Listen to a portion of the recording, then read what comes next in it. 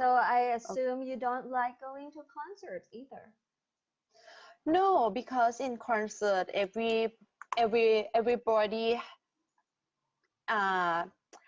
actually in concert don't in every concert doesn't have a child for sure. Children. Okay. Okay. In concert has many people, right? But in my opinion, in concert, there are sort of people who love the thing in the same thing, who have same taste, have a same their favorite music, favorite thing that they like. And for me, I don't have any problem when I go out to concert.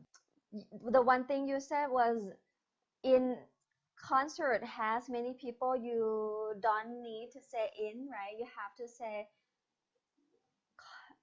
just say at a concert. Usually we don't say in a concert, we say at a concert. And there are many people at a concert, right? So you can say, usually there are a lot of people at a concert, and those people love the same thing than the rest of what you said. Yeah. Okay.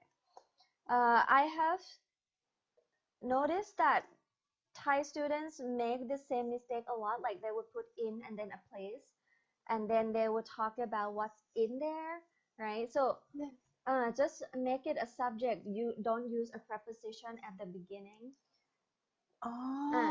So for example, you can say, my house has 5 bedrooms. But if you say in my house has 5 bedrooms, you can't do that. So you must not have a preposition in the front. So just the subject and the verb. Yeah. So my house has 5 bedrooms, or there are 5 bedrooms in my house. Then when you have a preposition, you need to say there is or there are. Okay.